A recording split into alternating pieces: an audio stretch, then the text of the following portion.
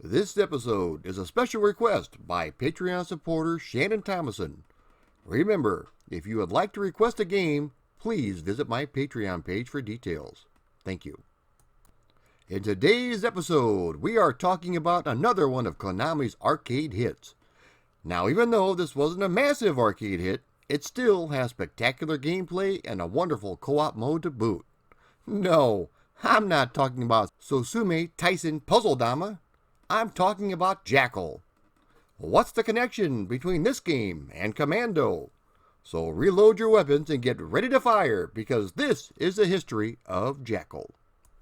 In 1985, arcade manufacturer Capcom had just put their new arcade game Commando on location for playtesting. One of the people who was in the arcade that day was Konami designer Koji Hiroshita. He liked what he saw and wanted to use elements of that in a brand new game. Rather than rip it off directly, he decided to change it to a man in a jeep instead of a man on foot. The series of military-themed games started from Konami back in 1985 with the release of Green Beret.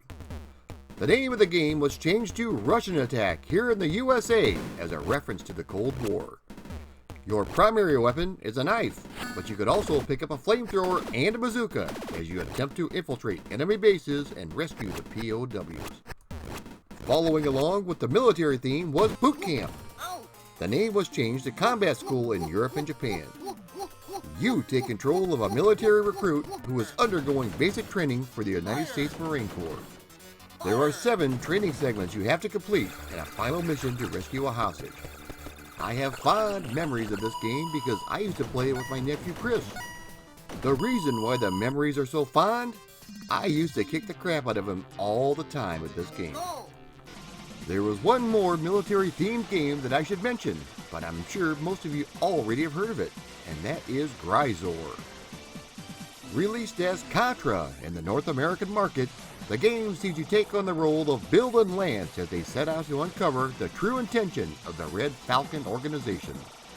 The game is a great run-and-gun shooter, but it's mostly widely remembered for its NES conversion, as well as the infamous Konami code. Jackal was released right smack in the middle of these military-themed games, and was released in 1988. You are part of the Jackal Squad, which was a 4-man team composed of Colonel Decker, Lieutenant Bob, Sergeant Quint, and Corporal Gray. The team has been sent to rescue soldiers being held hostage by the dastardly enemy. 1 or 2 players control the teams who parachute in and then jump into an armed jeep. The jeep is used to venture into enemy strongholds and rescue the POWs. There are 6 levels in the game with enemies littered throughout in the various buildings. You have to find the POWs and transfer them to the various helicopters throughout. Once you have rescued all the soldiers, you fight the big boss of each level. If you manage to rescue a flashing prisoner, you're given a weapon upgrade for your vehicle. If you rescue enough prisoners, your weapons are upgraded even further. This power-up occurs after you are done unloading the prisoners at the helipad. Your initial weapon for your vehicle is a machine gun and a grenade launcher. The initial grenade launcher is fine, but once your weapons are upgraded, it turns into a serious piece of machinery. It transforms from a grenade launcher into a rocket launcher, and then the ability to shoot short and long-range missiles with the sprint attack. At this point, you can do some serious damage. There were a few differences from the various versions released all over the world. In Europe, the game was called Jackal, but it was changed when they released it in North America to Top Gunner. It's widely believed that Konami wanted it to be associated with the movie Top Gun. It seemed as if Konami has no shame when it came to changing the name of a game so that it was associated with current affairs. Green Beret became Russian Attack because of the Cold War. Gryzor became Contra because of the Iran-Contra affair, etc., etc. In the Japanese version, the machine gun shot bullets in the direction the jeep was facing. Whereas in the worldwide and North American versions, the gun was fixed so that it always shot its ammunition northwards. The fixed gun actually added a tactical element to the game as it made it a little less easy to mow down the enemy troops. Speaking of the enemy troops, long before Grand Theft Auto made it popular, it was possible to run down all of the enemies that were littering the landscape. The game was originally designed to use rotary controllers similar to the ones found in Atari Warriors and other SNK games. The rotary joysticks allowed the players to not only maneuver the Jeep, but also control the direction where the machine gun turret is aimed, allowing the player to shoot in any of 8 directions. This version was market tested, but players found it confusing, so they released a traditional joystick version instead. The game was a moderate hit for Konami, so of course the game was converted to a number of home systems.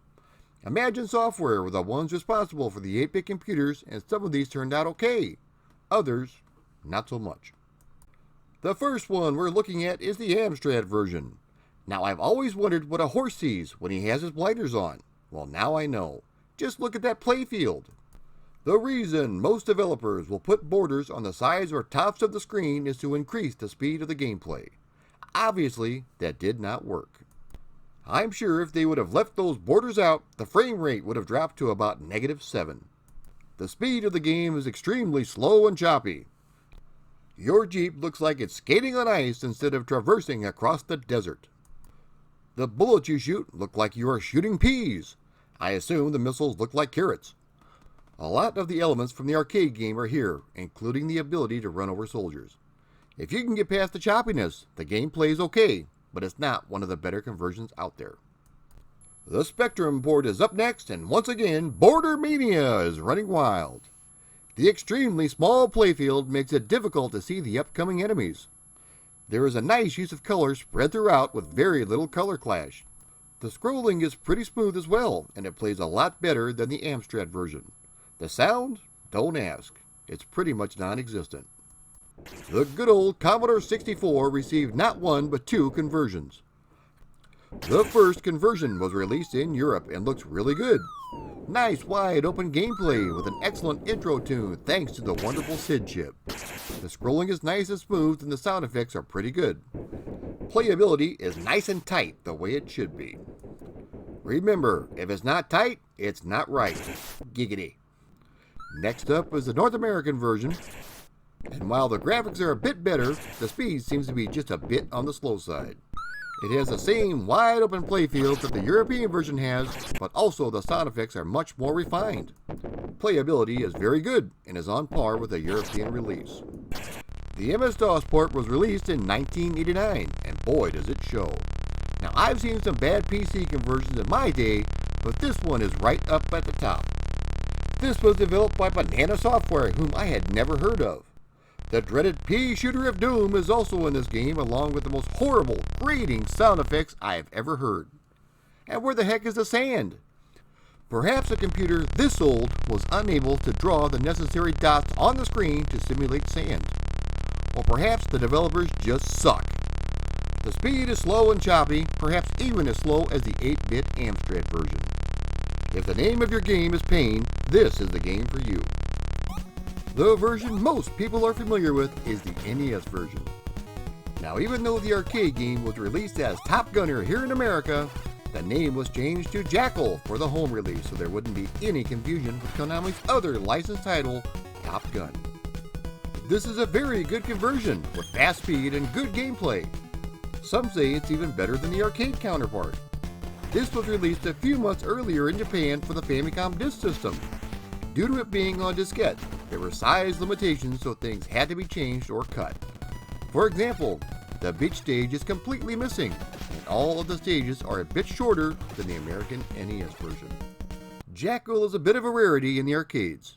If you happen to stumble across it, be sure and give it a try. It's a great co-op game.